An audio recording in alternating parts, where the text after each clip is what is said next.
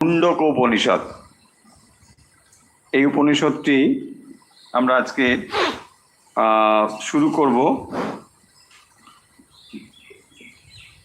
দু চার কথা আমাদের একটু আগে বলতে হবে, এই জন্য খুব বেশি ইন্ট্রোডাকশনেরও দরকার হবে না, কারণ আমরা ইতিমধ্যে বেশ কয়েকটি উপনিষদ কিন্তু পড়ে ফেলেছি। আমরা এ পর্যন্ত যা পড়েছি ঈশ, কঠ, কেন, ফলে তিনখানা উপনিষদ কিন্তু আমাদের পড়া হয়ে গেছে। মানে খুব কম নয়, তিনটে উপনিষদে আপনি জেনে গিয়েছেন, মানে উপনিষদ সম্বন্ধে একটা ধারণা কিন্তু মোটামুটি হয়ে গেছে।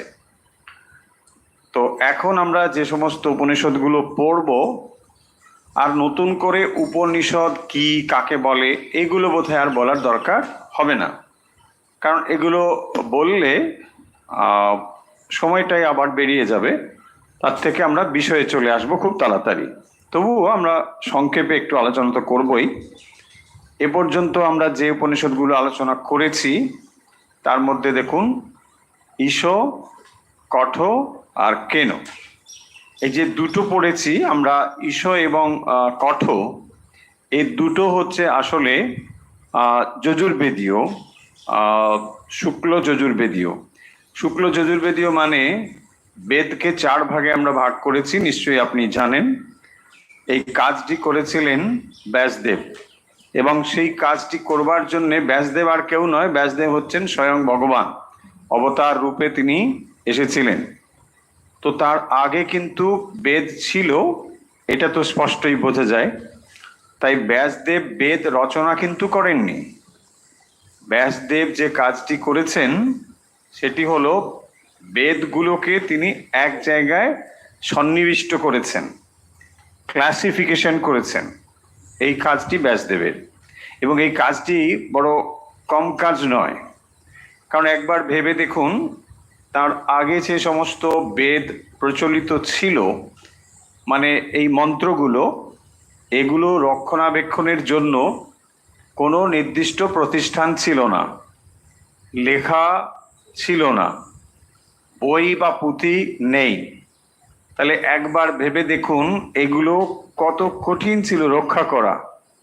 কিভাবে এগুলো রক্ষা করা হতো, সেই জন্যই দেখবেন বেদের মন্ত্রগুলো এই জন্যেই নিত্য পাঠ্য বিষয় ছিল তখনকার দিনে। এখনকার কথা হচ্ছে না, এখন তো আমরা খবর কাগজ ছাড়া দিন শুরু করতে পারি না, তখন এটা ছিল না। তখন ছিল বেদ পাঠ করতে হবে, এবং এই পাঠেরও সেই জন্য আপনারা যারা খানিকটা পরিচিত আছেন এইসব বিষয়ে জানেন যে শুধু পাঠ বললেই পাঠ নয়, বেদের মন্ত্র পাঠেরও নানা রকম ব্যাপার আছে। উদাত্ত অনুদাত্ত তো রয়েছে, এছাড়া এর নানা রকম স্টাইল আছে। বলে ঘনপাঠ, জটাপাঠ, এরকম সব পাঠ আছে। কি সেই পাঠগুলোর কিছুই নয়, ওই মন্ত্রগুলোকে বিভিন্ন স্টাইলে পাঠ করা। কেন এরকম করা হচ্ছে? এটার একটাই উদ্দেশ্য, যে কোনোভাবে বারবার সেই মন্ত্রগুলোকে উচ্চারণ করা, এবং তার ফলে এগুলো মুখস্থ হয়ে যাবে। এবং এই মন্ত্রগুলো মুখস্থ করে প্রজন্মের পর প্রজন্ম চলেছে, শিষ্য প্রশিষ্য এইভাবে এগুলো চলেছে।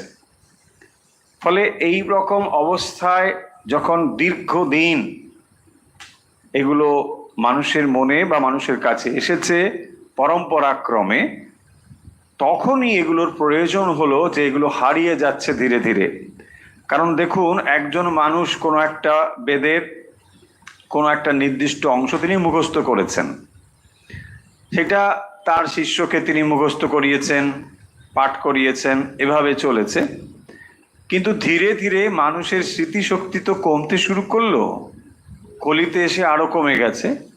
নানা কারণ আছে, মোবাইল ফোন তার মধ্যে একটা। আমরা নাম্বার এখন আর বলতেই পারবো না, খুব বেশি হলে একটা নাম্বার অনেক কষ্টে, ফোন নাম্বার দুটো নাম্বার বলতে গেলে মুশকিল হবে। তো এইরকম যখন অবস্থা, তো তখন সেগুলোকে সংরক্ষণের একটা বিরাট প্রয়োজন পড়ল। এবং এইগুলোকে, বেদ হচ্ছে ভগবানের জ্ঞান রাশি, তো সেই জ্ঞান রাশিকে যখন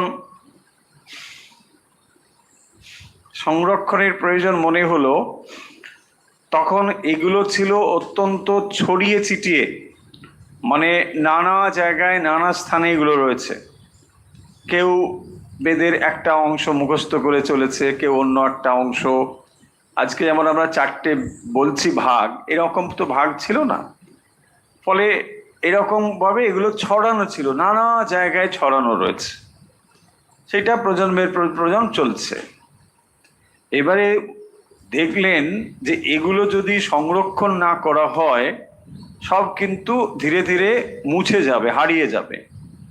তাই ভগবানকে জন্মগ্রহণ করতে হলো বা আবির্ভাব নিতে হলো, অবতার নিতে হলো ব্যাসদেব। তিনি কি করলেন? এই বৃহৎ কাজটি করছেন, এগুলোকে এক জায়গায় করে একটা সুন্দরভাবে শ্রেণীবিন্যাস করেছেন। মহান একটি বিরাট কাজ, অত্যন্ত কঠিনও বটে। এবং ব্যাসদেব যেগুলোকে আজ আমরা লিখিত অবস্থায় দেখি তার অনেক শাখা নষ্ট হয়ে গেছে। মানে ব্যাসদেব যখন এগুলোকে কাজ করছেন তার আগেও অনেক নষ্ট হয়ে গেছে, এরকম কথা রয়েছে। এবং তখন দেখুন, এই যে লিখিত ইতিহাস আমরা বলি, ইতিহাস রচনাও তখন হতো না, আপনি কোনো কিছুই আর তার পাবেন না। সেই জন্য এগুলো খুবই জরুরি হয়ে পড়েছিল এগুলোকে সংরক্ষণ করবার। সেই কাজটি ব্যাসদেব করেছেন। এটা আমরা বহুবার আলোচনা করেছি, অনেক প্রসঙ্গে আপনারা জানেন। তো এই কাজটি যখন তিনি করলেন তখন তিনি মূলত তার 4 শিষ্যকে এই কাজের দায়িত্ব দিয়ে দিলেন, যে এরা কি করবে না, এক একটা বেদকে এক একজন রক্ষা করবে। এই কথাটাও আমরা বলেছি বহুবার, যে পৈল ঋষিকে ঋগ্বেদের দায়িত্ব দেওয়া হয়েছিল, সামবেদ জৈমিনী ঋষি, আর যজুর্বেদে বৈশম্পায়ন ঋষি, আর অথর্ববেদে সুমন্ত ঋষি। তো এদেরকে দায়িত্ব দেওয়া হয়েছিল এটাকে রক্ষণাবেক্ষণের জন্য। তো তারা কি করলেন, এটাকে পরপর পরপর শিষ্যক্রমে এটাকে রক্ষা করে চলেছে। যখন এটা লিখিত রূপ এসে গেল অনেক পরে, তখন আর ওই রকম ভাবে হয়তো দরকার হলো না, কিন্তু সেটা থেকে গেল যে এটা এই শাখার, ওইটা ওই শাখার, এই রকম। এখন আমরা আজকে যে উপনিষদটি পড়তে চলেছি সেই উপনিষদটি হলো আসলে একটা নতুন বেদের শাখার একটা অংশ। আমরা পড়তে যাচ্ছি অথর্ববেদ। দেখুন, অথর্ববেদটা আমরা প্রথমেই পড়ছি। এখন এই অথর্ববেদ যে 3টে বেদ, বেদটাকে না সাধারণত ত্রয়ী শব্দে বলা হয়। বেদকে ত্রয়ী বলা হয়, এর কারণ হচ্ছে সেখানে 3টে জিনিসকে ধরা হয়, মানে ঋক সাম যজুঃ। আবার এই 3টে যে ধরা হয় সেখানে ত্রয়ী বললে অথর্বকে বোঝায় না। আর এই ত্রয়ীর ক্লাসিফিকেশনটা এরকমও কেউ কেউ অভিমত, কারো কারো, যে গদ্য, পদ্য বা গীতা, এই 3 শ্রেণীতে ভাগ করা হয়েছে। তো সেই জন্যে 3টে ক্লাসিফিকেশন হয়েছে বা ত্রয়ী বলা হয়। এটাও আপনারা মোটামুটি শুনেছেন বা এই কথাটা অজানা নয়, জানা আছে। এখন এই অথর্ববেদ এর আবার মোটামুটি 2টো শাখা। অথর্বের অনেক শাখা ছিল, সে শাখা সব নাকি চলে গেছে, এখন আর পাওয়া টাওয়া যায় না। তার মধ্যে প্রধান আমরা 2টো পাবো, একটা হচ্ছে পিপ্পলাদ আর শৌনকা। পিপ্পলাদ ঋষি, পিপ্পলাদ, পিপ্পলাদ পয় হর্ষইকার, পয় পয় আকার, লয় আকার দ, পিপ্পলাদ ঋষির নাম হচ্ছে পিপ্পলাদ। আর একজন হচ্ছেন শৌনকা, শৌনকা। তো এই যে 2টো শাখা আমরা পেলাম মানে অথর্বেদ, তার মধ্যে শৌনক শাখার অন্তর্গত হচ্ছে এই উপনিষদটি। কি উপনিষদটি? মুন্ডাকা উপনিষদ। মুন্ডাকা উপনিষদ, ঠিক। তো এই মুন্ডাকা উপনিষদে আমরা যেমন অন্যান্য উপনিষদ আলোচনার ক্ষেত্রে মোটামুটি একটা ব্যাকগ্রাউন্ড দেখেছি, প্রেক্ষাপট আলোচনা করা হয়েছে উপনিষদ কি। তাহলে আপনার মনে প্রশ্ন আসতে পারে যে এত উপনিষদ কেন? যদি আপনার উপনিষদ মানে এরকম হিসেব পাওয়া যায় যে মাইনর এবং মেজর, তো মাইনরই হচ্ছে অনেক, 108-এরও বেশি, এরকম কারো কারো অভিমত। আবার মেজর গুলো 11 এরকম রয়েছে। তা এত উপনিষদ রয়েছে, মানে তাৎপর্যটা কি, কেন এত উপনিষদ হয়েছে? একটা হলেই হয়ে গেল, উপনিষদ পড়লাম। এত উপনিষদ হওয়ার তাৎপর্য হচ্ছে যে উপনিষদ মানেই হচ্ছে ব্রহ্মবিদ্যা। যে কোনো উপনিষদ মানেই ব্রহ্মবিদ্যা, সোজা কথায় ব্রহ্মবিদ্যা। আর উপনিষদের যদি আমরা শব্দগত অর্থ দেখতে চাই, তাহলে দেখুন উপনি আর সৎ, এই হচ্ছে ওখানে রয়েছে ব্যাপারটা। উপনিষদ, উপ মানে কি? উপ মানে সান্নিকটে, উপ। আর নি মানে নিশ্চিত রূপে, নি, হ্যাঁ, বা নিঃশেষে, এরকম অর্থ হবে। আর সদ্ধাতুর 3টে অর্থ হয়, সদ্ধাতুর 3টে অর্থ, এটাও বলা হয়েছে, তবু একটু রিমাইন্ডার, আমার আপনার মনে পড়ে যাবে। সদ মানে হচ্ছে এক, বিসরণ, বিসরণ মানে হচ্ছে ছেদন, হ্যাঁ, ছেদ করা। তাহলে সদ্ধাতুর অর্থ হচ্ছে ছেদ করা। কি ছেদ? তার মানে দেখুন, যে জন্ম মৃত্যুর চক্রটা চলছিল ওটাকে ছেদ করা। তাহলে যে বিদ্যার দ্বারা জন্ম মৃত্যুর চক্রের ছেদ পড়ে, ছিন্ন হয়ে যায়, কেটে দেওয়া যায়, তাকে আমরা বলছি উপনিষদ। হলো সদ্ধাতুর অর্থ। সদ্ধাতুর আরেকটি অর্থ হচ্ছে গমন, হ্যাঁ, গমন করা। সদ্ধাতু মানে গমন। তাহলে উপনিষদ, উপনিষদ গমন। কি গমন? কার কাছে গমন? গুরুর কাছে এই বিদ্যা লাভের জন্য গমন। আবার একেবারে ব্রহ্ম প্রাপ্তি, সেই ঈশ্বর প্রাপ্তি যা বলুন, সেটি পাওয়ার জন্যও এই অর্থ, সদ্ধাতুর অর্থ গমন। তাহলে গমন মানে প্রাপ্তি, গতি প্রাপ্তি, যাওয়া। কি পাই আমরা এখানে? না, এর দ্বারা আমরা ব্রহ্মজ্ঞান প্রাপ্ত হই। আর একটি অর্থ হচ্ছে অবসাদন। অবসাদন মানে বিনাশ প্রাপ্ত হওয়া, ধ্বংস হয়ে যাওয়া, নষ্ট হয়ে যাওয়া। কি নষ্ট হয়ে যাবে? এই সংসার নষ্ট হয়ে যাবে। বলছে বাবা, এই তো শুনলে ভয় করে, কেন আপনি এই কথাটা বলেন? হ্যাঁ, নষ্ট হয়ে যাবে বললে তো ভীষণ ভয় করে। কিন্তু এই ভয় করে যে বলছেন, একটু সাহস একটু পরেই পাবেন। কেন পাবেন? যা এই উপনিষদ, আমরা সাধারণত উপনিষদগুলো কি দেখি, যে সেখানে যারা চর্চা করছেন তারা ঋষিমুনি, সব গৃহত্যাগী ঋষিমুনি। কিন্তু এখানে যে যাদের মধ্যে কথা হচ্ছে তারা সবাই ঋষিমুনি, মানে ঋষিমুনি ঠিক, কিন্তু সন্ন্যাসী ঠিক তা নয়। এখানে কিন্তু গৃহীও আছেন। একটু সাহসের কথা বটে, তাই না? ফলে যারা গার্হস্থ আশ্রমে রয়েছেন, এমন ভাবার মানে নেই যে উপনিষদগুলো আমাদের পড়বার দরকার নেই, এটা কিন্তু নয়। আর আরো ভালো করে দেখুন, যদি উপনিষদের ভেতরে কোনো ভালো জ্ঞান থাকে, সর্বোচ্চ জ্ঞান থাকে, তাহলে কেন গৃহীরা তার থেকে বঞ্চিত হবেন? তাই না? সব ভালো ভালো জিনিস বাবুরা খেয়ে যাবেন, আর আমরা এঁটো কাটা খাবো কেন? তাই না? ভালো যদি কিছু থাকে আমরাও খাবো। বলছে হ্যাঁ ঠিক, তোমরাও খাবে, তো খাবে না কেন?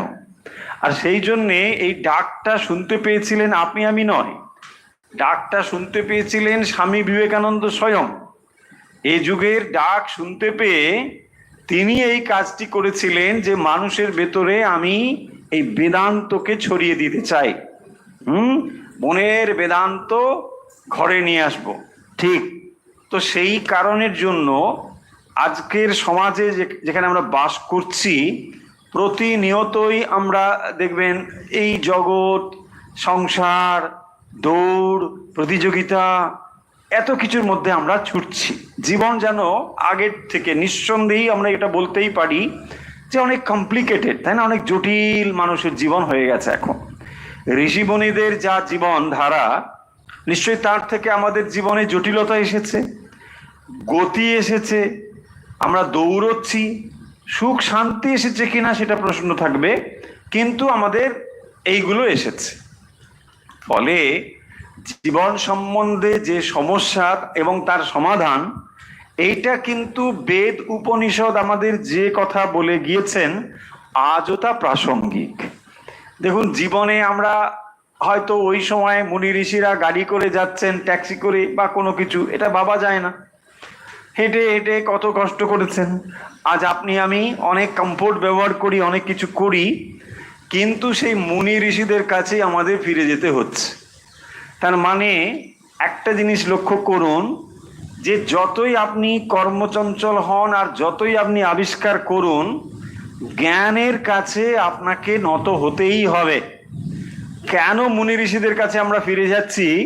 কারণ তাদের জ্ঞানটা ছিল। ওই নলেজই হচ্ছে এমন একটা শক্তিশালী জিনিস যেখানে সবাইকেই ফিরতে হবে। হ্যাঁ, এবার একটা রোগা সোগা মানুষ, কিচ্ছু নেই, কিন্তু তার কাছে জ্ঞান আছে। সেই জন্যে আপনারা দেখুন, কথামৃত তো সকলে পড়েছেন। ওখানে আপনাদের স্মরণ করিয়ে দিই যে একজনের সঙ্গে আর একজনের মানে একটু মল্লযুদ্ধ হবে। আগেকার দিনে এইসব লড়াই টড়াই হতো। তো এইসব যুদ্ধ হবে বলে একজন ছিল ভক্ত, মানে রামজির ভক্ত, মহাবীর এসব করে, আর একজন অত ভক্ত টক্ত নয়। তো একটা নির্দিষ্ট দিনে ওদের মধ্যে যুদ্ধ হবে, তার জন্য দুজনে তৈরি হচ্ছে। একজন তো মানে বুঝতেই পাচ্ছেন, এই খাচ্ছে তো ওই খাচ্ছে, এই খাওয়া শেষ হলো তো আবার একটা শুরু হলো, এবারে খেতে হবে না, না হলে এনার্জি স্টোর হবে কি করে, মানে এইরকম করেই যাচ্ছে করে ওই দিনের জন্য রেডি হচ্ছে। ডাম্বেল বারবেল যত কিছু সব করে টোরে একদম রেডি হচ্ছে যুদ্ধের জন্য।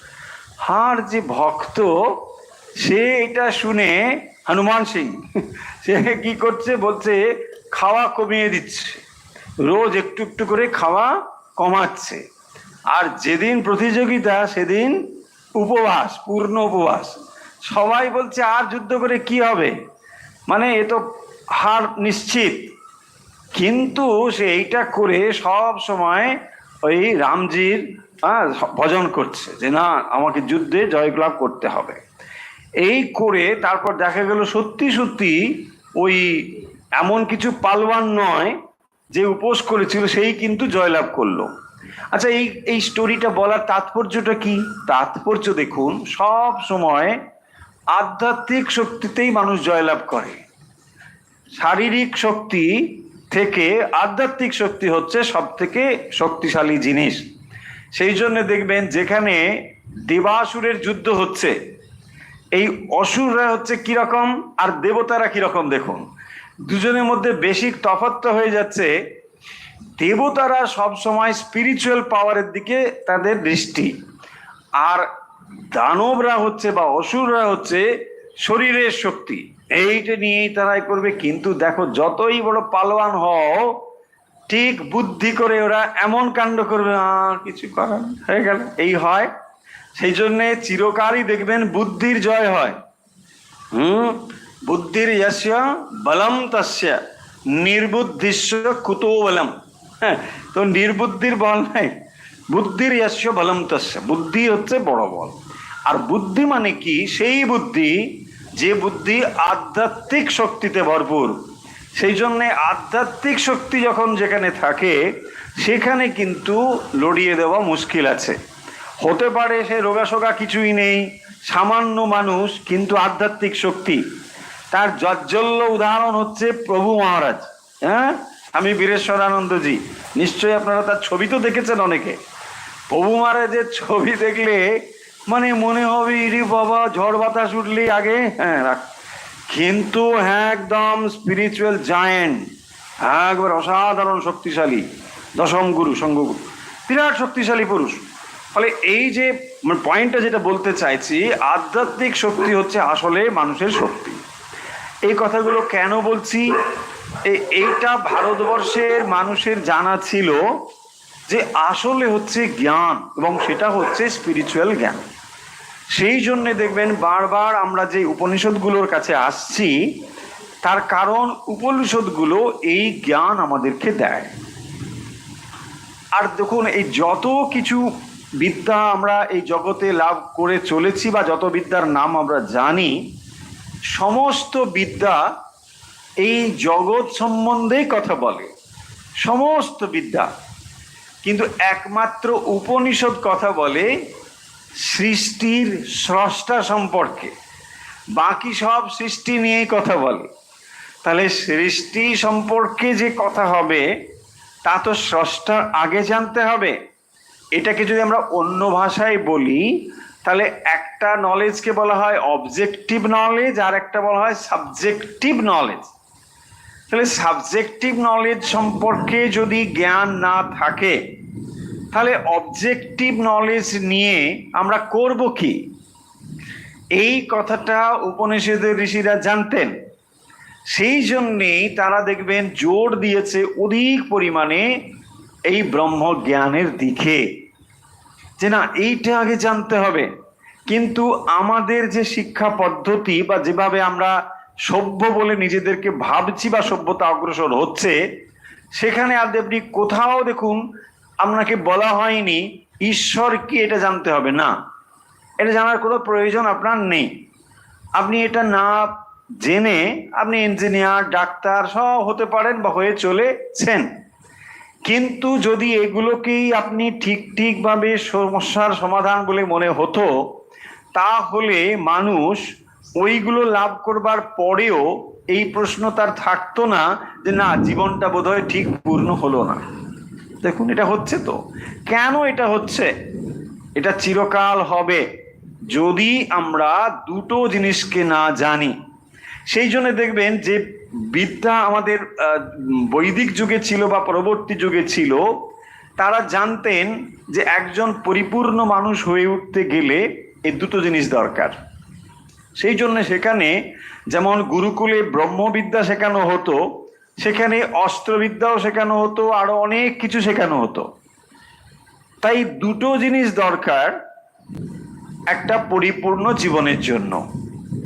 সেই জন্য দেখবেন যখন ওই ব্রহ্মচর্য, গার্হস্থ্য, বানপ্রস্থ, সন্ন্যাস, এই চারটি আশ্রমের ব্যাপার যখন পূর্ণভাবে পালন করা হতো, তখন একটা জন্মেই এইগুলো সব মানুষের ভেতরে দিয়ে দেওয়া হতো। তার মানে তোমার জীবনকে তুমি পরিপূর্ণভাবে এক্সপিরিয়েন্সড করো, জেনে নাও, নিয়ে মুক্তির দিকে এগিয়ে চলো। লক্ষ্যটা হচ্ছে মুক্তি। সেই মুক্তির জন্যে তোমার যদি ভেতরে এইসব থাকে কামনা বাসনা, পূরণ করে নাও, নিয়ে এগিয়ে চলো। পূরণ করে নাও মানে এটাও আবার যেন এরকম অর্থ না ভাবেন যে তাহলে এখন আমরা তো পূরণ করি না, তারপরে না হলে ওদিকে যাওয়া যাবে। এটা কখনো হবে না। কারণ কামনা বাসনা এমন একটি জিনিস, দেখবেন সেই জন্য শ্রীরামকৃষ্ণ বলছেন ছোট ছোটগুলো বিচার করে পূরণ করে নাও, কিন্তু খুব বড় যদি কিছু ভাবো তাহলে সেটা হবে না। কারণ হবে না কেন? ওই করতে জীবন শেষ, আর পরেরটা আস্তে আস্তে আবার ওইগুলো। আর শুধু তাই নয়, এগুলোর ছাপ মনের উপর পড়ে যাচ্ছে। বিষয় বড় সাংঘাতিক জিনিস। আপনি ভাবছেন না এ আর কি একটু, নো, ও সব আপনার ওখানে প্রিন্ট হয়ে যাচ্ছে। আর প্রিন্ট হয়ে গেলে পরে ওগুলোই আপনাকে প্রমোট করবে। হয় যে ভালো লেগেছিল, চলো ওইখানে চলো। আপনি হয়তো জানেন না আপনার মন ঠিক ওই বস্তুর দিকেই ধাবিত হবে। সেই জন্যে বলা হয় যে বিষয় ভোগের দ্বারা বিষয় নিবৃত্তি কখনো হবে না। এই জন্যই এখানে বৈরাগ্য বা বিচারের পথ তৈরি হয়েছে। তা নাহলে তো ব্যাস হয়তো না। অনেকের এরকম ধারণা আছে, না এবারে ভোগ করে নি, পরে এবারে দেখা যাবে। ভোগ করতে করতে মাস। সেই জন্যে ভোগ করতে গিয়ে কি হয় না, বিষয় ভোগ করতে গিয়ে বিষয় আপনাকে ভোগ করে। বৈরাগ্য শতকম সেখানে বলা হয়েছে যে আমরা ভাবি বিষয়কে ভোগ করব, তারপর দেখা যায় বিষয় আমাদেরকে ভোগ করে। হ্যাঁ, এরকম অবস্থা হয়ে দাঁড়ায়। তো যাই হোক, তাহলে এখন মূল কথা হচ্ছে উপনিষদ মানে ব্রহ্মবিদ্যা। আর ব্রহ্মবিদ্যা মানে হচ্ছে ঈশ্বরকে জানার বিদ্যা বা নিজেকে জানার বিদ্যা। দুটো কথা একই। একটাকে আমরা একটা অ্যাঙ্গেল থেকে বলি, আর একটাকে আমরা বলি যখন আমরা ব্যষ্টির থেকে বলি, আর যখন আমরা সমষ্টির থেকে বলি তখন দুটো শব্দ হয়। মানে ঈশ্বরকে জানাও যা, নিজেকে জানাও তা। তার মানে আমরা নিজেকে না জেনে বাকি জগতের সমস্ত কিছুকে যখন জানবার চেষ্টা করছি বা জানছি, তখন যে জ্ঞান আমরা লাভ করছি তা অপূর্ণ জ্ঞান, কমপ্লিট নলেজ নয়, পূর্ণ জ্ঞান নয়। যখন একমাত্র আমরা নিজেকে জানতে পারবো বা জানবো, তখনই এটি হবে কমপ্লিট নলেজ। দেখুন, অন্যান্য যত বিদ্যা আপনি লাভ করেছেন বা করবেন, যাই বিদ্যা লাভ করুন, এখানে আপনার মৃত্যু ভয় আপনি এড়াতে পারছেন না। আর কোনো নলেজ লাভ করলে আপনার ভেতরে পূর্ণতাও আসছে না, যে না আমি যখন এটা লাভ করেছি মানে এই জ্ঞান আমার আর কোনো জানার দরকার নেই, এটা হচ্ছে না। আপনি ফিজিক্স জানলে কেমিস্ট্রি জানেন না, কেমিস্ট্রি জানলে ম্যাথমেটিক্স জানেন না, এটা হতে পারে। কিন্তু এই আত্মজ্ঞান বা ব্রহ্মজ্ঞান বা ঈশ্বর লাভ যাই বলি না কেন, এখানে এইটা জানলে পরে আর অতিরিক্ত জানবার কিছু বাকি থাকে না। সেই জন্যে এই জ্ঞান প্রাপ্তির এত আকাঙ্ক্ষা বা এত বিষয় উপনিষদে বলা হয়েছে। এখন প্রশ্ন হবে যে তা ভালো কথা, সেটা তো আগেও বলা হয়েছে, আমরা এটা বুঝে গেছি। তো তাহলে একটি উপনিষদ চর্চা করলেই তো হয়ে যেত, মানে এত উপনিষদ বলবার দরকারটা কি? দেখুন, একটা যদিও বিষয়, কিন্তু তার অনেক রকম ব্যাপার আছে। ব্যাপার মানে ধরুন তার উপস্থাপনাটা নানা রকম ভাবে হতে পারে, সেই জায়গাগুলো কিন্তু ডিফার করে যাবে, এক একটা শাখা এক একটা চিন্তা ওইখান থেকে তফাৎ হয়ে যাবে। কিন্তু একটা জিনিস মনে রাখতে হবে, এই জিনিসগুলো কোনোটাই বুদ্ধিপ্রসূত নয়। দেখুন, যেটিকে আমরা বুদ্ধিপ্রসূত বলবো সেই জিনিসটি হচ্ছে আলাদা। সেটি কিরকম না, সেটি হচ্ছে স্মৃতিশাস্ত্র, যেটা লেখা হয়েছে, হ্যাঁ, কিন্তু বেদ বা উপনিষদ লেখা নয়। কেন এটা লেখা নয় বলা হচ্ছে না, এটা কোনো বুদ্ধিপ্রসূত ব্যাপার নয়, কোনো মানুষের বুদ্ধিপ্রসূত নয়। এটা বুদ্ধির পারে যখন কেউ পৌঁছয়, তার দ্বারা যে জ্ঞান তার ভেতরে আসে তাকে বলা হয় উপনিষদের জ্ঞান। তো এই উপনিষদের জ্ঞানের ভেতরে এইটা হচ্ছে স্টেটমেন্ট, মানে যে নলেজ, সেই নলেজটা ওখানে বলা হয়েছে। এই নলেজটা এরকম নয় যে এটাকে আপনি বিচার বিশ্লেষণ করতে পারেন, কিন্তু এখানে যা সত্য সেই সত্যটা ওখানে রিভিল করা হয়েছে। সেই জন্য উপনিষদের নলেজের ভেতরে যে সত্যটা রয়েছে সেটাকে নিয়ে আপনি বিচার বিশ্লেষণ করবার জন্যে আরো অনেক শাস্ত্র রচিত হয়েছে, যেখানে আমরা প্রস্থানোত্তরের কথা বলেছি। ফলে উপনিষদের জ্ঞান এটা হচ্ছে চূড়ান্ত জ্ঞান। তাহলে এগুলো কেন, এগুলো আমাদের কাছে কি না, এগুলোকে বলা হয়েছে মন্ত্র। মন্ত্র মানে কি? মননাত্রায়তেতি মন্ত্র। এগুলোকে মনন করলেই ত্রাণ পাওয়া যায়, পরিত্রাণ জন্ম মৃত্যুর চক্র থেকে। এগুলোকে জাস্ট চিন্তা করা, এগুলো হচ্ছে চরম সত্য এখানে রয়েছে। সেই চরম সত্য যখন আমরা মানে তার উপরে নিদিধ্যাসন করব, তখন সেই সত্য আমাদের কাছে প্রকাশিত হবে। সেই কারণের জন্য এই চরম সত্য যে জ্ঞান উপনিষদ, তা ব্রহ্মবিদ্যা ঠিকই, কিন্তু তাকে বিভিন্নভাবে উপস্থাপনা করা হয়েছে বা বলা হয়েছে। এই যে বিভিন্নভাবে এটা বলা হয়েছে, এটাই প্রমাণ করে যে উপনিষদের জ্ঞানের কত তাৎপর্য বা গুরুত্ব। একটা জিনিস তখনই গুরুত্বপূর্ণ বলে বোধ হবে যখন সমস্ত দিক থেকে ওই বিষয়টাকেই চর্চা করা হচ্ছে, এবং শুধু আজ নয়, যুগ যুগ ধরে। একটা জিনিস ভাবুন, আপনি এক সময় ছোটবেলায় বিজ্ঞান পড়েছেন একরকম, আজ বিজ্ঞান পড়ছেন আরেক রকম। একরকম মানে কিছু জিনিস তো এক রয়েছে, কিন্তু কিছু পরিবর্তিত হয়ে গেছে। অনেক জিনিস থিওরি ভুল প্রমাণিত হয়েছে, অনেক নতুন জিনিস এসে গেছে। যারা মেডিকেল সায়েন্স পড়ছেন ওই একই জিনিস, সেখানেও কিছু কিছু বদলে যাবে। কিন্তু এই যে জ্ঞান, এটি হাজার হাজার বছর ধরে একই রকম ভাবে চলে আসছে। ফলে লক্ষ্য করুন উপনিষদের জ্ঞান কত তাৎপর্যপূর্ণ, এবং সেই কারণের জন্যেই যত ঋষি মুনি পরবর্তী সময় অবতার পুরুষ যারাই আসছেন সকলেই এই জ্ঞানকে মর্যাদার সঙ্গে চর্চা করছেন। এটাকে কেউ বলছেন না যে না ওই মন্ত্রটা একটু ভুল হবে, ওটাকে বাদ দিয়ে দাও, না, কোনো বাদ দেওয়া হচ্ছে না, সমস্তগুলোকে গুরুত্বের সঙ্গে বিবেচনা করা হচ্ছে, কারণ আসল সত্য ওখানে প্রকাশিত হয়েছে। এখন অনেকে যে বলে এই সব ঠিক মানি না, অমুক তমুক, এটা মানে না মানে এখানে মন্ত্রটি গুরুত্বহীন হয়ে গেল তা নয়, তার মানে হচ্ছে আপনি এইটির যোগ্য এখনো হয়ে উঠতে পারেন বাবা, এখন আপনি যোগ্য হয়ে উঠতে পারেননি।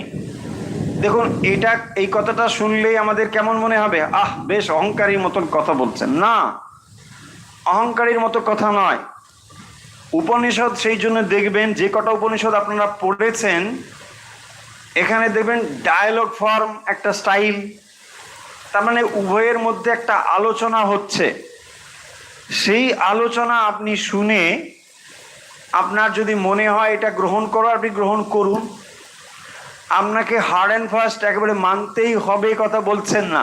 তার মানে আপনি যদি এইটি গ্রহণ করবার যোগ্য না হন আপনাকে জোর করে চাপিয়ে দেওয়া হচ্ছে না।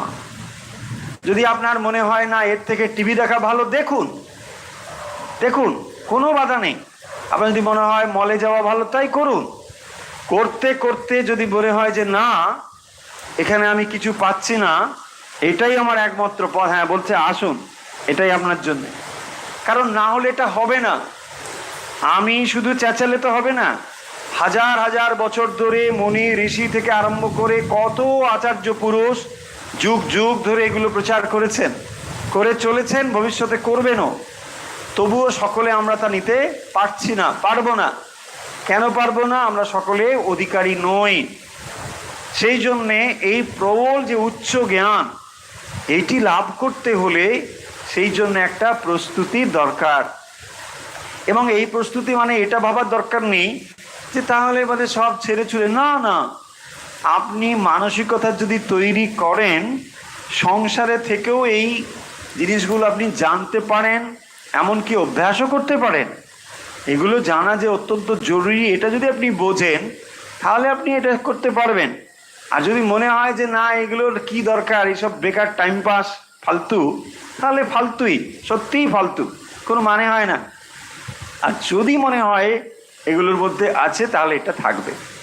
দেখুন একটাই জিনিস একজনের কাছে বিরাট জীবনপ্রদ জিনিস হয়, আবার অন্যের কাছে সেটা অর্থহীন হয়। এটা বস্তুটির কোনো গুরুত্বহীন হয়ে যাচ্ছে তা নয়। যেমন আপনাদের এই মুহূর্তে যে জিনিসটি আমার মনে পড়ে যাচ্ছে, পূজনীয় রঙ্গনাথানন্দজি মহারাজ প্রথম যখন গসপেল পান, মানে কথামৃতটি পান, সারা রাত না ঘুমিয়ে তিনি গোগ্রাসের মতো পড়েছেন। এবারে ভেবে দেখুন এই মানুষটির ভেতরে কি একটা খিদে ছিল, স্পিরিচুয়াল কোয়েস্ট, সেটা ছিল বলেই ওই কথাগুলো তার কাছে এরকম মনে হয়েছে। আপনি আমি একবার ভেবে দেখুন, হয়তো রাত জেগে একটা উপন্যাসও কোনোদিন পড়িনি, আমি তো পড়িনি, আপনারাও হয়তো পড়তে পারেন কি আমি জানি না। উপন্যাসের মধ্যে যে গল্প আছে তার আকর্ষণ এতটা নয় যে রাত্রের ঘুম বন্ধ করে কেউ পড়বে। কেউ কেউ পড়তে পারে, সে কথা আলাদা, কিন্তু দেখুন এই এত আকর্ষণ সেখানে আপনার পাই না, অথচ তিনি এই কথামৃত রাত জেগে পড়ছেন। তার মানে তো বুঝতে হবে যে কোনো একটা বিষয় সেখানে রয়েছে। তাই যত তৃষ্ণা আপনার ভেতরে প্রবল হবে ততই দেখবেন পানীয়ের গুরুত্ব আপনি অনুভব করবেন। আর তা না হলে পানীয় কেউ নিয়ে এসেছো, আচ্ছা দেবে, ডাবের জল, রাখো রাখো, ও বোধহয় ফেলে দিয়েছিল নাকি, দেবে, দিচ্ছ, আচ্ছা দিয়ে যাও, ও অনলাইন পাওয়া যাচ্ছে মুন্ডক উপনিষদ, আর রাখো, ওর মুন্ডই খারাপ আছে বোধ, তাই না? এই জিনিসগুলো হবে, হতে বাধ্য। ওয়াই হবে? এই জন্যে যে যেটা আমরা খুব দ্রুততার সঙ্গে পেয়ে যাই তার গুরুত্ব আমরা দিতে শিখি না, সেই জন্য এই জিনিসগুলো গুরুত্ব পায় না। দেখুন, এই কথাগুলোর ভেতর দিয়ে মোটামুটি একটা ইন্ট্রোডাকশন আমরা করতে পারলাম। যে কথাগুলো আগে বলেছি আর খুব রিপিট করার দরকার হবে না বলে, কারণ আপনারা অলরেডি যারা উপনিষদ পাঠ করে ফেলেছেন তারা একটা ধারণা তৈরি করে ফেলেছে। এখন আমরা যে উপনিষদ পড়ব বললাম মুন্ডক উপনিষদ, এটি অত্যন্ত ইন্টারেস্টিং, অত্যন্ত মানে দারুণ একটা ব্যাপার এখানে আছে। দেখুন, প্রত্যেকটি উপনিষদের মধ্যে কিন্তু ইউনিকনেস আছে, যদিও সবই ব্রহ্মবিদ্যার দিকে যায়, তবুও এর মধ্যে ইউনিকনেস আছে। ইউনিকনেস না থাকলে কিন্তু এখানে স্থান পাবে না। আর এগুলোকে আচার্য শঙ্কর নিজে তার ভাষ্য রচনা করেছেন, ফলে যেগুলোর ভাষ্য স্বয়ং আচার্য রচনা করেছেন সেই উপনিষদগুলো কিন্তু কম গুরুত্বের নয়, অনেক গুরুত্বপূর্ণ সেগুলো। ফলে আমরা যে উপনিষদটি এখন চর্চা করতে চলেছি সেটি হচ্ছে অথর্ব বেদের শৌনক শাখার একটি উপনিষদ।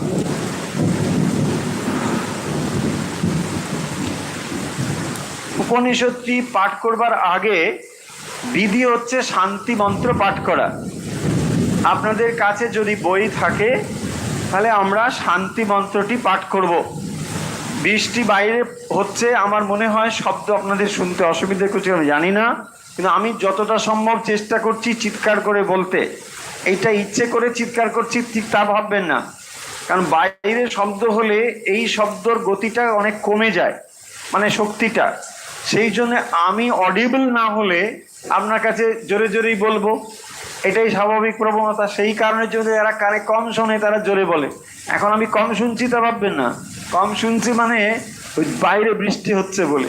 ও এত জোরে চিৎকার করছেন কেন, কম করে করুন। ব্যাপারটা বুঝতে পেরেছেন আশা করি। তো এখন শান্তি মন্ত্রটা পড়ব। শান্তি মন্ত্র যে বলা হয় না, দেখবেন যখন আমরা মর্নিং চ্যান্টিং করছি, আপনারা তো নিশ্চয়ই তার সঙ্গে থাকেন অনেকে, সেখানে 3 বার শান্তি বলা হয়, তাই না? ওম শান্তি শান্তি শান্তি, এই তো হয়। প্রথম একটা জোরে হয় শান্তি, তার আটুয়াবাড়ি শান্তি শান্তি। এই যে 3 রকম শান্তি, এর ব্যাপার তো আগে বলাই হয়েছে। 3 রকম শান্তির মধ্যে প্রথমটি হচ্ছে আদি দৈবিক। আদি দৈবিক মানে ধরুন প্রথমটা জোরে করতে হচ্ছে, এই যে এখন ঠিক সিচুয়েশনটা, এই যে বাজ পড়ছে, হে বাজ তুমি পড়ো না, আমার এখন শান্তি মন্ত্র বলছি। তো সেই জন্যে বাজ আদি দৈব একটু দূরে আছে, তো সে চিৎকার করে জোরে ওম শান্তি, তারপরে একটা শান্তি, হ্যাঁ শান্তি, মাঝখানেটা তাহলে কি আদি দৈবিক আদি ভৌতিক। আদি ভৌতিক মানে আমার পারিপার্শ্বিক অবস্থায় যেগুলো আছে, ও এখানে এটাকে শব্দ করছে, ওখানে আছে, এখানে অমুক আরশোলা বিছে, অমুক তমুক যা কিছু হোয়াটএভার, এইগুলো যেন শান্তি থাকে, তাহলে আমি পাঠটা করতে পারবো। এটা গেল। আর লাস্টে যেটা বলা হয়েছে সেটা আস্তে করে। আস্তে করে মানে এটা হচ্ছে আধ্যাত্মিক। আধ্যাত্মিক মানে আমার শরীর মন বুদ্ধি এইগুলো যেন সব ঠিকঠাক শান্তিপূর্ণ থাকে, তবেই কেবলমাত্র আমি এই বিদ্যা লাভের উপযুক্ত হব। সেই জন্যে প্রার্থনা করা হচ্ছে 3 রকম শান্তি। অনেকে ভাবে আরে বাবা শান্তি লিখে কিউব দিয়ে দিলেই তো হতো, তাই না? এই এত মানে বুদ্ধি টুদ্ধি কম ছিল ওদের, শান্তি কিউব ব্যাস, শান্তি শান্তি শান্তি শান্তি কিউব হয়ে গেল। না, শান্তি কিউব না, এটা হচ্ছে 3 বারের কারণ আছে আলাদা। সেই জন্যে শান্তি শান্তি শান্তি এই 3 বার উচ্চারণটা করতে হবে। আচ্ছা, শান্তি উচ্চারণ এই যে আমরা করি, এখানেও লক্ষ্য করুন 3টে স আছে। এই শান্তিটা শান্তি নয়, এটা ডেন্টাল স, রাইট? আর একটা স হয় মূর্ধন্য স, সেটা যেরকম ষট বিকার, ষট শাস্ত্র, ষট দর্শন, ওখানে যে ষট বা আপনি ষাঁড় যখন এই শব্দটা উচ্চারণ করছেন, দেখুন ওখানে স্বটাও একবারে মূর্ধন্য স। মূর্ধন্য মানে জিহ্বা যখন মূর্ধার সঙ্গে স্পর্শ করে তাকে বলে। কিন্তু সাধারণত বাংলা উচ্চারণের ক্ষেত্রে অধিকাংশ স্বরটাই তালবস্য হয়ে যায়, অধিকাংশ স্বরটাই তালবস্য। বাংলা উচ্চারণে খুব স্পষ্টভাবে মূর্ধন্য স্বর উচ্চারণটা পাওয়া যায় না। কিন্তু যখন আমরা শান্তি উচ্চারণ করব তাহলে মনে রাখবো এটা হচ্ছে তালবস্য। শান্তি শান্তি শান্তি, এটা শান্তি নয় বা শান্তি এটাও নয়। হয়েছে? স্পষ্ট পরিষ্কার? আচ্ছা, এবারে আমরা বোধহয় শান্তি পাঠ করব, তারপরে বৃষ্টিটা থামবে। হ্যাঁ, কারণ বৃষ্টি না হলে শান্ত হবে না। কিন্তু অনেকে আবার বলছে না না না বৃষ্টি হলেই ভালো, তাই না? একদম খুব ভালো। এই বৃষ্টি হলে এক কাপ চা নিয়ে ব্যাস। অনেকে হয়তো দেখুন চা, না না আমি বুঝতে পারছি না এখন অনলাইনে আছে কি না, এখন সবাই হয়তো চায়ের তেষ্টা পেয়ে গেছে। চলুন এখন আমরা ভদ্রম খরনেবী শুরু করব। এই শান্তি মন্ত্রটি হচ্ছে অথর্ববেদীয় শান্তি মন্ত্র। আমরা এ পর্যন্ত যে কটা বেদ মানে শাখা পড়েছি তার মধ্যে কি পড়েছি? সামবেদ হয়ে গেছে, হ্যাঁ, যজুর্বেদের শুক্ল শাখা হয়ে গেছে, তাই না? ফলে অনেকগুলো আমাদের স্টকে কিন্তু এসে গেছে। এখন আমরা যে শান্তি মন্ত্রটি পড়ব, অনেকের এটা মুখস্থ আছে, তবুও আজ আমরা এইটা পড়ব এবং এরপরে যতবার এই পাঠটা শুরু করব সবার আগে এইটা পড়ে তারপর পাঠ শুরু করব। ঠিক? ওম ভদ্রম কর্ণেভি শৃণুয়াম দেবা, ভদ্রম পশ্বে মাক্ষ বীর্য যত্রা। হয়েছে? স্থিরৈরঙ্গৈ स्तुवां सस्तनुभि ব্যাসেম দেবহিতম যদায়ুঃ। ছোট্ট। এবারে এর আমরা অর্থ জানব। প্রথমেই দেখুন ওম। এই ওম হচ্ছে যে কোনো বৈদিক মন্ত্রের শুরুতে প্রণব উচ্চারণ করা হয় ওম, সেই জন্যে প্রথমে রয়েছে ওম।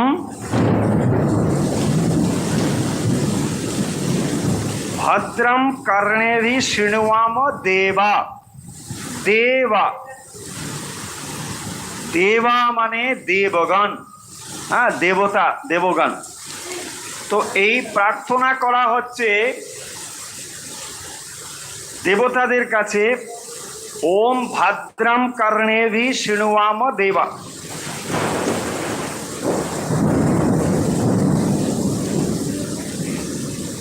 ভদ্রম কর্ণেভি শৃণুয়াম দেবা।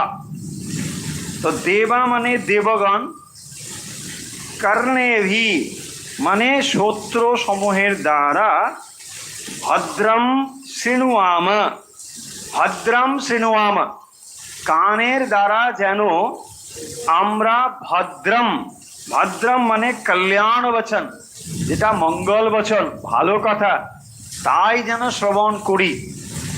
দেখুন, যদি মঙ্গল শ্রবণ না করেন তাহলে এই জিনিসগুলো মাথায় ঢুকবে কি? ঢুকবে না। সেই জন্য দেখুন এখানে যে প্রার্থনা করা হচ্ছে শান্তি মন্ত্রের ভেতর দিয়ে, এই প্রার্থনা কিছুই করতে হবে না। কি করিস তুই এখানে? ডিস্টার্ব করিস না, চলো। এখানে বারবার এরকম ডিস্টার্ব হয়তো। ভদ্রম কর্ণেভি শৃণুয়াম দেবা। দেবা মানে দেবতাগণ। তো দেবতাগণের কাছে এই প্রার্থনাটা জানানো হচ্ছে। দেখুন, সাধারণত আমরা যখন দেবতার কাছে প্রার্থনা করি, সেই প্রার্থনার কাছে কি থাকে? সেখানে থাকে আমার ইচ্ছে পূরণের প্রার্থনা। ভগবান তুমি এই করবে, এই করবে, এই করবে, আমাকে এই দেবে, ওই দেবে, ওই দেবে।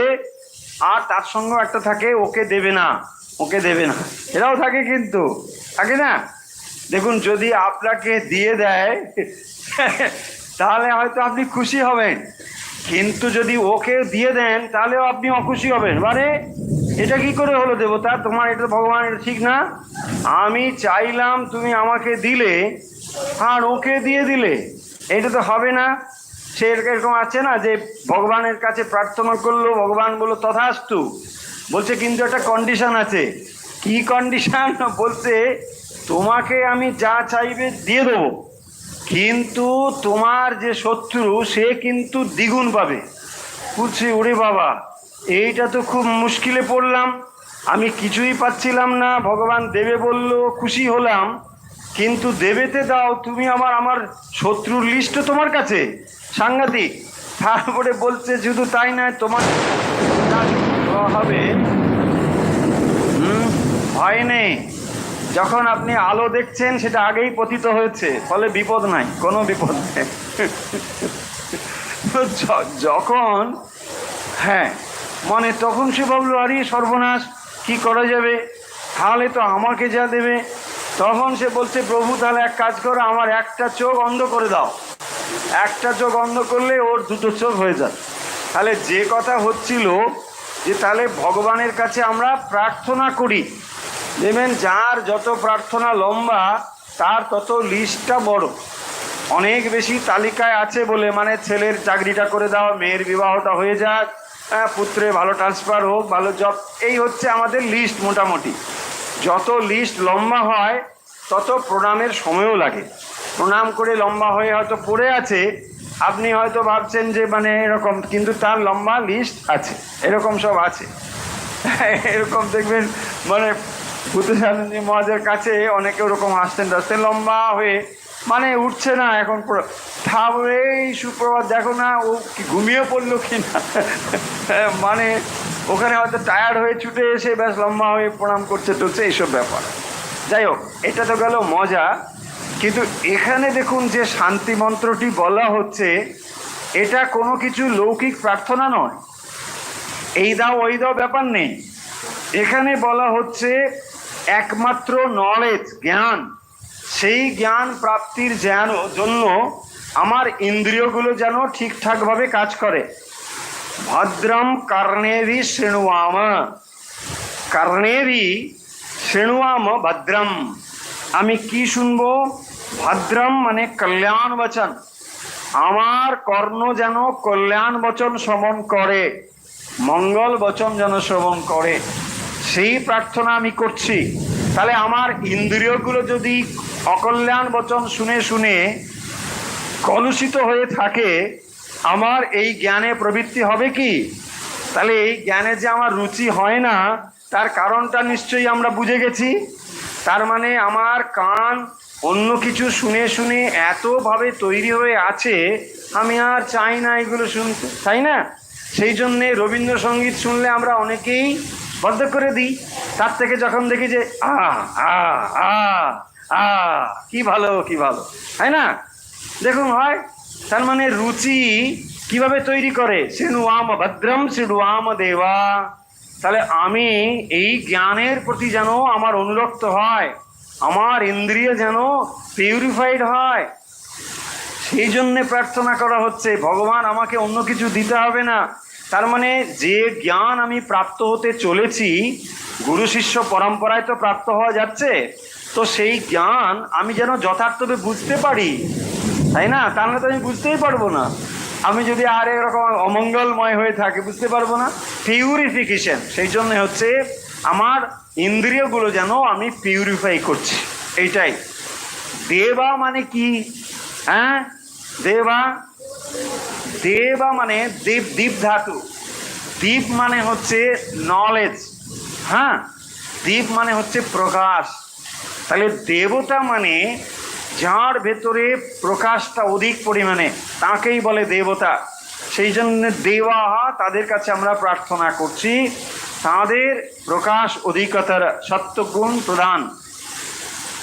ভদ্রম পক্ষেমা, দেখুন তারপরে আমরা পরবর্তী অংশ পড়ছি, শৃণুয়াম হয়ে গেল, তারপরে বলছেন যজত্রা, দেখুন এখানে কি বলছেন, দেবাহা, এখানে বলছেন যজত্রা, যজত্রা মানে যজনীয় দেবগণ, পূজনীয় দেবগণ। আচ্ছা, তার কাছে বলছি অক্ষভি, ভদ্রম পশ্বে মাক্ষভি, অক্ষভি, অক্ষভি মানে চক্ষুর দ্বারা, অক্ষিভি, অক্ষভি, বৈদিক প্রয়োগ, বৈদিক প্রয়োগে অক্ষভি রয়েছে, আমরা লৌকিক ব্যাকরণে অনুযায়ী শব্দটি হয় অক্ষিভি, তো সেই জন্যে চক্ষুর দ্বারা। তাহলে চক্ষুর দ্বারা আমরা যেন ভদ্রম, ওখানেও দেখুন ভদ্রম মানে চক্ষুর দ্বারা সুশোভন দ্রব্য পুষ্প আদি পশ্চিম দর্শন করতে সমর্থ হই। তাহলে আমরা চোখ দিয়ে যেন ভদ্রম মানে মঙ্গলময় শুভ জিনিস, সেগুলোকে সুশোভন জিনিস পশ্চিম দর্শন করতে সমর্থ হই। পশ্চিম ভদ্রম কর্ণেভি শৃণুয়াম, আর ভদ্রম অক্ষিভি পশ্চিম, হ্যাঁ আমরা যেন দেখতে পাই। তাহলে চোখের দ্বারা আমরা যেন সুশোভন জিনিসকে দর্শন করি, আর কর্ণের দ্বারা যেন আমরা সুশোভন জিনিসকে শ্রবণ করি। তাহলে আমাদের এই বিষয়ে রুচি না হওয়ার হেতু এই মন্ত্রের ভেতর থেকেই স্পষ্ট হয়ে যাচ্ছে যে যদি আমার দৃশ্য অন্য জিনিস দেখতে দেখতে খারাপ হয়ে থাকে, তাহলে সেই দেখুন আমাদের বলা হয় এরকম যে এই ইন্দ্রিয় তো আমাদের মস্তিষ্কে আসলে, কারণ এর সূক্ষ্ম অংশটা তো মস্তিষ্কেই রয়েছে, এটা দিয়ে যে দেখি আসল তো দেখাটা ওখানেই হয়। এবং এরকম বলা হয় যে আমি যে চোখ দিয়ে দেখি, এটা আমার টোটাল যে ব্রেনে যে পাওয়ারটা রয়েছে না, তার মোর দ্যান 80% পাওয়ারটা চোখের জন্যই দেওয়া আছে। মোর দ্যান 80% পাওয়ার আপনার চোখের জন্যে, বাকি ইন্দ্রিয়ের জন্য একটু একটু করে পার্সেন্টেজ দিয়ে 100% হয়েছে। 80% হচ্ছে আপনার চোখ। সেই জন্য এখানে দেখুন ওই যে দৃশ্য বলা হয়েছে না পশ্চিমা, তাহলে চোখ দিয়ে আপনি যে জিনিসটিকে দেখছেন ওটা মাইন্ডে সঙ্গে সঙ্গে রেজিস্টার হচ্ছে। আর মুশকিল দেখুন এখন আমরা কি করি না, দৃশ্য শ্রাব্য, তাই না, অডিও ভিজুয়াল। তাহলে অডিও ভিজুয়াল জিনিসটা কত পাওয়ারফুল একবার ভাবুন। যেটা আপনি ভাবছেন স্ক্রল করে যাচ্ছি, তাই না, আমরা তো স্ক্রল খুব অভ্যস্ত না,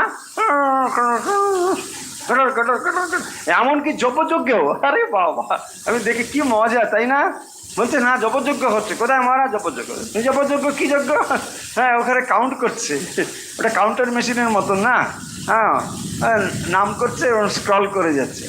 আমরা ভাবছি যে স্ক্রল মানে শব্দ উৎপন্ন হচ্ছে না, তাই না, যখন আপনি ফোন করেন তখন শব্দ হয়, কিন্তু এই যে স্ক্রল করে যে আপনি সবই সর্বনাশটা আরো গভীরভাবে করছেন, ওখানে অডিও ভিজুয়াল দুটো হচ্ছে, মানে লেখা যাচ্ছে প্লাস ওখানে দৃশ্যটাও যাচ্ছে, ওটা যে মাইন্ডে কি গভীরভাবে রেজিস্টার হয়ে যাচ্ছে, এটা যদি আমাদের বোধ একবার তৈরি হয় আমরা এখান থেকে একটু বিরত হব।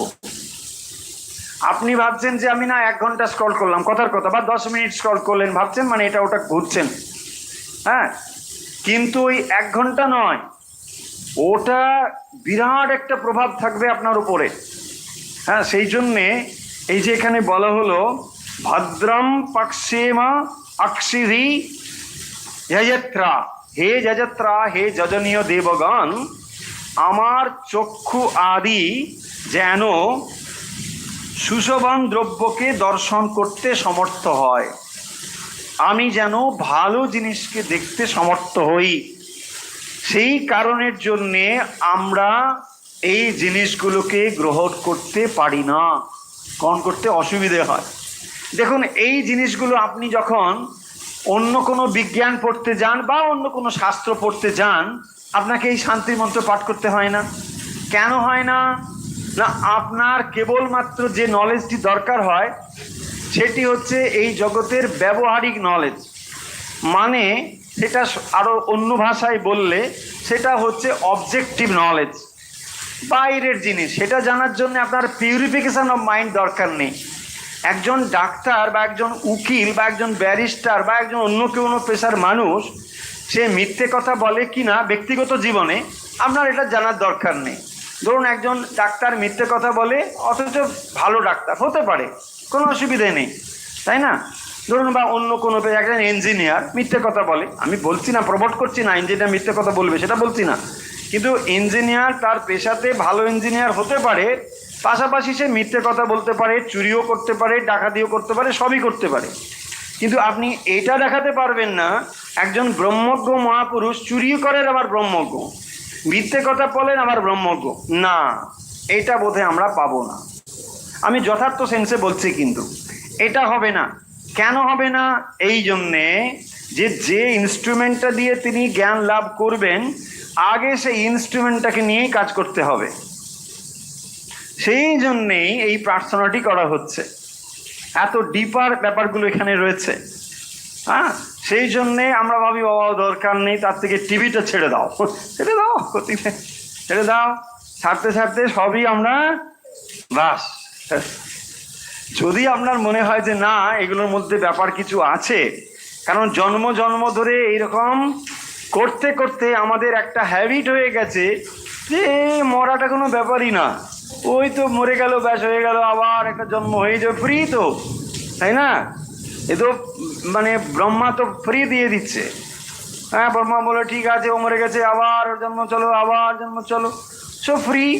ফ্রি যখন এগুলো পেয়ে যাচ্ছি ফলে আর কোনো সমস্যা নেই না। কিন্তু এগুলো আমাদের কেন মনে হচ্ছে?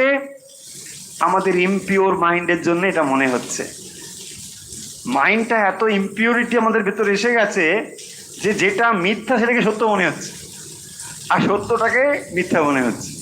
এই পুরো জিনিসটা উল্টো হয়ে যাচ্ছে ইমপিওর মাইন্ডের জন্য। সেই জন্য এই প্রার্থনা। তারপরে দেখুন, স্থিরৈ রঙ্গৈ অঙ্গৈ স্থিরৈ শিবৈ রঙ্গৈ স্তষ্টুভাগম শাস্তনুবিহি।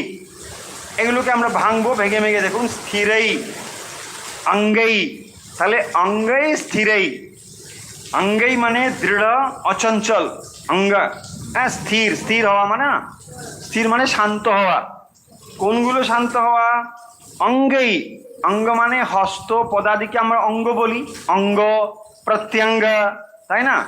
তাহলে যখন দেখবেন আমার পাটা নড়ছে তার মানে মনটাও চঞ্চল হচ্ছে। হ্যাঁ, সেই জন্যে মাস্টারমশাইরা বলেন না, এই স্থির হয়ে বসো, সোজা হয়ে বসো। আমরা তখন ভাবতাম আমি পা নাড়ালে মাস্টারমশাই কী সমস্যা? হ্যাঁ, সবই তো বুঝে যাচ্ছি, কিন্তু ব্যাপারটা তা নয়, ব্যাপারটার ভেতরে গভীরতা আছে। হ্যাঁ, অনেকে বসলেই দেখবেন স্থির হয়ে বসতেই পারে না। হ্যাঁ, পাটা এরকম এরকম হচ্ছে, ওরকম এরকম হচ্ছে, এখানে এটা নড়ছে, পায়ের উপর পা, আবার এটা, এই নানা রকম স্টাইল আছে। পায়ের উপর পা মানে একটা রজগুণের ভাব, তাই না? এটা বসলো, ধরুন এমনি বসা নয়, কেউ এমনি বসেছে সেটা আলাদা কথা। কোনো একটা ধরুন পাবলিক প্লেসেই বা কোনো জায়গায় বসছেন, সেখানেই বসার স্টাইল দেখেই তার ব্যক্তিত্ব বোঝা যায়। কিন্তু মানুষটা কীরকম, সাত্ত্বিক, রাজসিক, তামসিক, অহংকারী, সব বোঝা যায়। ওগুলো নিয়ে চর্চা, ওসব একটা শাস্ত্রও আছে, বিজ্ঞান আছে, মানে আলোচনার ক্ষেত্র রয়েছে, সেটা বলছি না। বলছি এখানে যে জিনিসটি, যে স্থিরৈ রঙ্গৈ, সো অঙ্গ যদি স্থির না হয় এই কথাগুলো আপনার মাথায় ঢুকবে না। শরীরটা নড়ছে মানে শুধু শরীরটা নড়ছে না, মনটাও দ্রুততর নড়ছে, তার থেকে আরো দৌড়ে ছুটছে। সেই জন্যে এটাও কিন্তু খুব গুরুত্বপূর্ণ বিষয়। স্থিরৈ রঙ্গৈ অঙ্গৈ স্থিরৈ তনুভি, মানে শরীরের সঙ্গে যুক্ত হয়ে আমার তনুভি, তুষ্টুবাংশ মানে তাদের স্তব করে, আপনাদেরকে স্তব করে, দেবহিতম দেব কর্মে রথ यत ये आयु জীবনকাল ব্যসেম যেন প্রাপ্ত হই, আমি যেন আমার পূর্ণ যে জীবন সেটা যেন প্রাপ্ত হই। কিভাবে? এইভাবে। সেই জন্য বলছেন স্থিরৈ অঙ্গৈ ষষ্ঠুভাগম ষস্তনুভি ব্যসেম দেবহিতং यदायु। দেবহিতম তুষ্টুবাংশ, আপনাদিগের স্তব করে, তুষ্টুবাংশ আপনাদিগের স্তব করে, দেবহিতম দেবকর্মে রত, দেবহিতম ইয়ত যে আয়ু মানে জীবনকাল, তা যেন ব্যাসেম আমি যেন প্রাপ্ত হই। তারপরে শান্তি শান্তি শান্তি, তিনবার শান্তি। তাহলে এখানে কি বলা হচ্ছে? দেবতাদের কাছে প্রার্থনা করা হচ্ছে আমরা কর্ণের দ্বারা যেন কল্যাণ বচন শ্রবণ করি। তারপরে যজনীয় দেবগণ, যজনীয় মানে পূজনীয়, পূজনীয় দেবগণ, আমরা চক্ষুর দ্বারা যেন শোভন বস্তুকে দর্শন করি। শোভন বস্তু, যে বস্তু দর্শন করলে আপনার মন শান্ত হয়, ভালো হয়, সেই রকম জিনিসকে দর্শন করতে বলা হয়। সেই জন্য দেখবেন ঠাকুর ঘরে পুষ্পকে রাখতে হয়। পুষ্প ফুল ফুল রাখলে কি হয়, আপনার মন ওই রকমভাবে সাত্ত্বিকভাবে পূর্ণ হবে। হ্যাঁ, যে কোনো জিনিসের প্রভাব দেখবেন চোখের উপর দিয়ে আমাদের ভেতরে প্রবেশ করে। চোখটাকে আমরা যদি ইন্দ্রিয়ের সমস্ত ইন্দ্রিয়ের মধ্যে চক্ষুটাকে ধরি, চক্ষু হচ্ছে একটা বিরাট জানালা, সম্পূর্ণ একটা জানালাকে আপনি খুলে দিয়েছেন। আর অন্যগুলো হচ্ছে ছোট ছোট ফুটো যেখান দিয়ে আলোটা আসছে। চোখ হচ্ছে একটা বিরাট ভূমিকা। তাই দেখবেন চোখ যদি বন্ধ করে দেওয়া হয় আপনার, আপনি 80% ক্লোজ করে গেলেন পৃথিবী থেকে, চক্ষুটাকে বন্ধ করলে। বন্ধ মানে শুধু বন্ধ মানে এমনি বন্ধ হবে না, কাপড় বেঁধে দিলে হবে না। হ্যাঁ হ্যাঁ, বোঝে না, গান্ধারী ওরকম করে গান্ধারী বেঁধে রেখেছিল, কিন্তু ওটাও একটা মানে সিম্বলিক যে এইভাবে ভেতরে প্রবেশ করতে হবে। সো ওইটাই তারপরে বলছেন যে শরীর দৃঢ় হোক এবং শরীর বিশিষ্ট হয়ে যে আমি আপনাদের স্তব করে দেবকর্মে নিরত আমি যেন আয়ু প্রাপ্ত হই। সেই যে বলছেন ব্যাসেম দেবহিতম যৎ আয়ু, সেই আয়ু যেন আমি প্রাপ্ত হই এবং যার ফলে আমি এই নলেজ বা জ্ঞান প্রাপ্ত হই। সেই জন্যে এই জ্ঞান পরম্পরাগতভাবে যে এই জ্ঞান প্রাপ্ত হওয়ার আগে এই শান্তি মন্ত্রটি প্রার্থনা করা হচ্ছে। আমরা একটু বলে দিই, যেহেতু আজকে ইন্ট্রোডাকশন হচ্ছে, এই মুন্ডক উপনিষদটি আমরা পড়ব, প্রতিটি মন্ত্র ধরে ধরে তো পড়বই। এটা বিরাট একটা উপনিষদ নয়, মাত্র 6টি এর খণ্ড, ছোট ছোট ভাগ রয়েছে, কিন্তু এর মন্ত্রের গুরুত্ব বা গভীরতা যে কত, আপনারা যখন আলোচনা হবে তখন ধারণা করতে পারবেন যে এর ভেতরে কত কথা মানে বলা হয়েছে। এই বিষয়গুলো মানে অন্যান্য উপনিষদের থেকে এখানে একটু তফাৎ থাকবে, আবার মিলও থাকবে। মিল থাকবে এই জন্য যে সেই ব্রহ্মের কথাই এখানে বলা হয়েছে, কিন্তু সেই ব্রহ্ম বা আত্মাকে জানতে গেলে কিভাবে তাকে জানবেন তার যে অ্যাপ্রোচগুলো এখানে একটু অন্যরকমভাবে রয়েছে।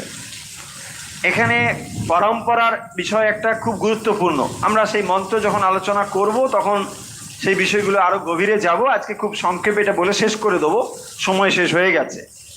যে এখানে আমরা দেখুন যে কোনো শাস্ত্রীয় জ্ঞান যখন আপনি প্রাপ্ত হচ্ছেন, সেই জ্ঞান যদি ভগবানের থেকে না আসে, সেই জ্ঞানের গুরুত্ব মানে অন্তত আধ্যাত্মিক দিক থেকে তার কোনো বিশেষ মূল্য নেই। সেই জন্যে দেখতে হবে সেই নলেজটি কোথা থেকে এসেছে। হঠাৎ করে কেউ একটা কোথা থেকে কিছু বার করে দিল, সেইটা হবে না। সব সময় দেখবেন আপনি একেবারে ঈশ্বরের সঙ্গে কানেক্ট হয়েছেন কিনা, এটাই হচ্ছে বিরাট একটা ব্যাপার। যখনই আপনি যে গুরুর থেকে কৃপা পেয়েছেন, মন্ত্র পেয়েছেন, দেখবেন ডিরেক্টলি ওই পরম্পরাক্রমে সেটা এসেছে। সেই একেবারে পরম্পরাযুক্ত যা হলে তাহলে এই জ্ঞানের কোনো তাৎপর্য নেই। হঠাৎ করে কেউ একজন সেলফ ডিক্লেয়ার্ড বিরাট গুরু হয়ে গেল, হ্যাঁ, তার দ্বারা আপনি বিরাট কিছু লাভ করবেন, এটা নয়। পরম্পরাকে সেই জন্যে বিরাট মান্যতা দেওয়া হয়েছে, যেটি পরম্পরাক্রমে প্রাপ্ত হয়েছে। যখন আমরা দেখবেন ভগবদ গীতা পড়েছি, সেখানেও পরম্পরার কথা এসেছে। ভগবান শ্রীকৃষ্ণ অর্জুনকে যখন বলছেন, তখন তিনি পরম্পরার কথা বলেছেন 4র্থ অধ্যায়ে, যে পরপর তিনি কার থেকে পেয়েছেন, মনু থেকে পেয়েছেন, বিবস্বান, এসব বলেছেন না পরপর। এখানেও ঠিক সেরকমভাবে আমরা পাবো যে এই নলেজ ব্রহ্মার কাছ থেকে এসেছে। যে নলেজ এখন বলা হবে, উপনিষদ বলবেন, সেই জ্ঞান প্রাপ্ত হয়েছে ব্রহ্মার থেকে। এবং ব্রহ্মা হচ্ছেন স্বয়ম্ভু।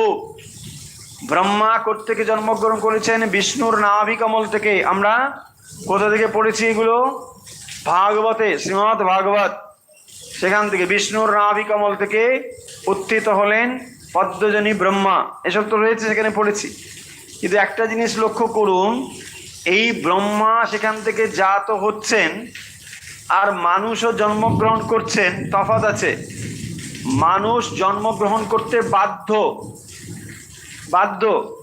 কিন্তু তিনি হচ্ছেন ব্রহ্মা, হচ্ছেন স্বয়ম্ভু, তিনি জন্মগ্রহণে বাধ্য নন, তিনি সাত্ত্বিক, অত্যন্ত পিওর, পবিত্র।